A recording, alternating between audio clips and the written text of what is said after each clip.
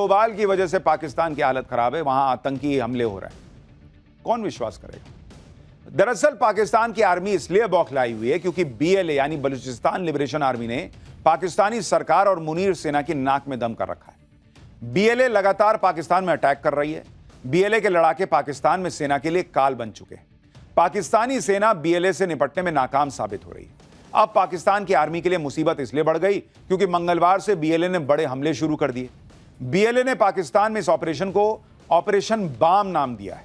इस ऑपरेशन के तहत अभी तक बलूचिस्तान में 17 सरकारी और सैन्य ठिकानों को निशाना बनाया जा चुका है। बताया जा रहा है कि ऑपरेशन बाम में अभी तक पाकिस्तान की सेना और फ्रंटियर कोर को भारी नुकसान हुआ है।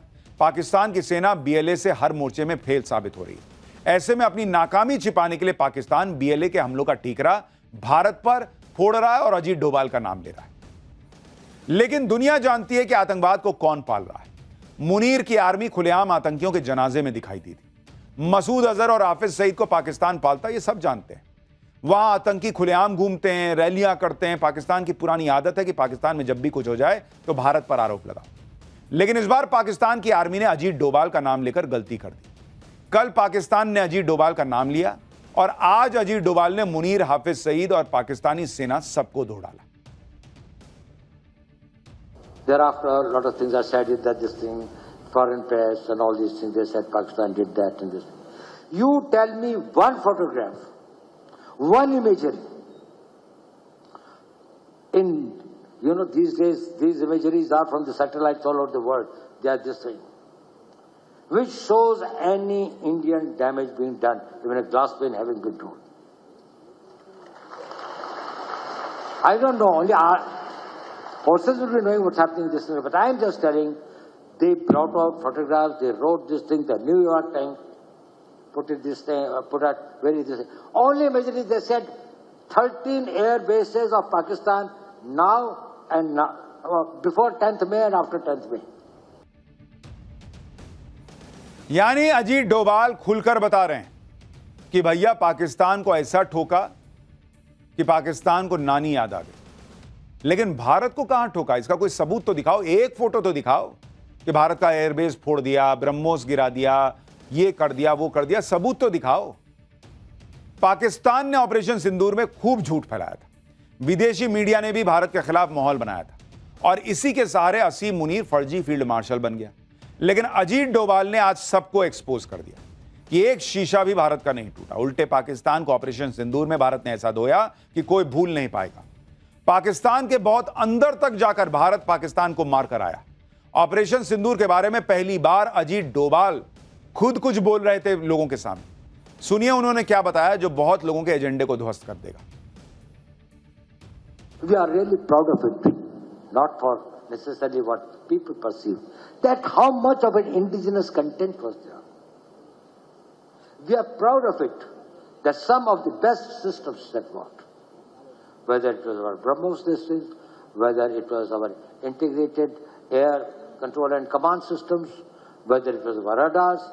We decided to have 9 terrorist targets in the crisscross of Pakistan. It was not only the border area something, which we thought were there this way. We missed none. Ajit Doval जो इस पूरी planning के पीछे थे ऑपरेशन सिंदूर की, वो खुद खड़े होकर बता रहे हैं कि जो भारत ने चाहा, जैसे भारत ने चाहा वैसे पाकिस्तान के साथ ठोका उसको और किया। अजीत डोभाल ने जो जो बातें बताई, अगर उसकी सच्चाई पाकिस्तान की पब्लिक तक पहुंच जाए तो फिर वो फर्जी फील्ड मार्शल बने घूम रहे असीम मुनीर को दौड़ा देगी। क्योंकि असीम मुनीर इसी झूठ के सहारे जिंदा है। पाकिस्तान में चौड़ा घूम रहा है कि भाई हमने तो भारत में ये कर दिया, वो कर दिया। इसी झूठ के सहारे असीम मुनीर पाकिस्तान में ताकतवर हो गया। ताकतवर बनकर असीम मुनीर जमकर अय्याशी कर रहा है। हमने आपको बताया ही था कि असीम मुनीर आजकल ऐसे तेवर में है कि पाकिस्तान का राष्ट्रपति उसके सामने फेल है। लेकिन आप यह देखिए कि इधर मुनीर की अय्याशी चल रही है, उधर पाकिस्तान की जनता कंगाली से जूझ रही है, कंगाल से और कंगाल होती जा रही है। कंगाल पाकिस्तान में हाहाकार मच गया है। पहले ऑपरेशन सिंदूर में पाकिस्तान ने मुंह की खाई, अब भूखों मरने की नौबत आ गई। वर्ल्ड बैंक ने जो नई रिपोर्ट जारी की है उसके मुताबिक पाकिस्तान के लोग और ज्यादा गरीब हो गए। इस रिपोर्ट के मुताबिक पाकिस्तान में 44.7% लोग अब भी गरीब हैं। यानी पाकिस्तान की 25 करोड़ आबादी में से 12 करोड़ लोग अभी भी गरीब हैं। हर दिन 250 रुपए से कम की आय वाले लोगों की संख्या 4.9 से बढ़कर 16.5% हो गई। यानी पाकिस्तान में आप सोचिए भिखारियों की संख्या क्या है भाई, 16.5% लोग वहां ऐसे हैं जो दिन का 250 रुपया नहीं कमा पाते। पाकिस्तान में गरीब लोगों की आबादी लगातार बढ़ती जा रही है। मल्टी डायमेंशनल पॉवर्टी इंडेक्स बताती है कि पाकिस्तान में 30% से ज्यादा लोग स्वास्थ्य, शिक्षा और जीवन स्तर में भारी कमी का सामना कर रहे हैं। इस दिशा में पाकिस्तान से अच्छे तो पड़ोसी बांग्लादेश और नेपाल के आंकड़े हैं। वर्ल्ड बैंक ने अपनी रिपोर्ट में बताया कि अगर बड़े सुधार नहीं हुए तो पाकिस्तान दक्षिण एशिया में गरीबी का सबसे बड़ा सेंटर बन जाएगा। तो यह तो हाल है बॉस कि खाने को दाने नहीं, और ये पाकिस्तान जो है वो भारत को धमकाने निकलता है, ये हम ये कर देंगे, हम वो कर देंगे। अरे अपने लोगों को पहले खाना खिलाओ यार, कायदे से उनको जिंदगी तो दो। देखिए कैसे भिखारियों जैसे रहते हैं ये लोग, और देख के दुख होता है कि इतना लड़ भिड़ के अलग देश बनाए, मार काट मचाए, और उसके बाद ऐसी जिंदगी जी रहे हैं। और ये मुनीर, ये बड़े बंगले में रहता है भाई, बड़े बंगले में रहता है, घूमता है, मजे करता है, वहां की फौज के लोग मजे करते हैं। मुनीर की अय्याशी और पाकिस्तान की भूखमरी कंगाली के बीच एक और ऐसी खबर आई है जिससे पाकिस्तान को और झटका लगेगा। जिस वर्ल्ड बैंक के सामने जाकर पाकिस्तान पानी के लिए रो रहा था कि सिंधु जल समझौता भाई भारत ने स्थगित कर दिया, इसको कुछ करवाओ यार, पानी वानी दिलवाओ, उस वर्ल्ड बैंक से नरेंद्र मोदी कश्मीर के लिए ऐसा काम करवाने वाले हैं जिसे देखकर पाकिस्तान भर भर आंसू रोएगा। भाई सिंधु जल समझौता तो बहाल नहीं हुआ, लेकिन भारत सरकार वर्ल्ड बैंक से 3,119 करोड़ का फंड ले रही है। भारत सरकार के इस कदम से पाकिस्तान की नींद उड़ गई है, क्योंकि यह रकम जम्मू कश्मीर में क्वार बांध प्रोजेक्ट पर खर्च होगी। चिनाब नदी पर बन रहा यह प्रोजेक्ट रणनीतिक रूप से महत्वपूर्ण है। इस प्रोजेक्ट के पूरा हो जाने से 540 मेगावाट बिजली का उत्पादन होगा। पीएम मोदी ने अप्रैल 2022 में इस परियोजना की आधारशिला रखी थी।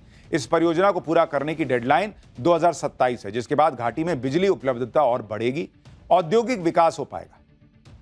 कश्मीर में पीएम मोदी की स्ट्रैटेजी से पाकिस्तान के होश उड़े हुए हैं।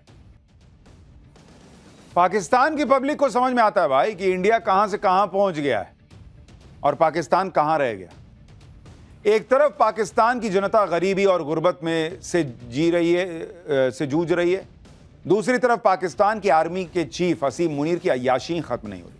हमने आपको बताया था कि मुनीर 20 से 23 जुलाई तक श्रीलंका की राजनयिक यात्रा करने वाला है, और वो राजसी ठाटबाट से श्रीलंका जा रहा है, और वहां ऐसी ऐसी चीजें होंगी जिसमें बहुत पैसा खर्च होगा।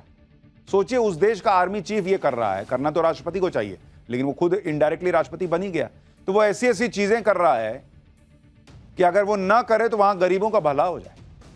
मुनीर के कारनामों से पाकिस्तान की जनता भी वाकिफ है, पब्लिक को सब समझ में आ रहा है, लेकिन मुनीर समझने को तैयार नहीं, और समझे भी तो कैसे, क्योंकि उसको पता है अगर समझेगा तो पब्लिक हटा देगी, और ये नाटक करता रहेगा तो कुछ दिन बचा रहे। खैर ये नाटक कितने दिन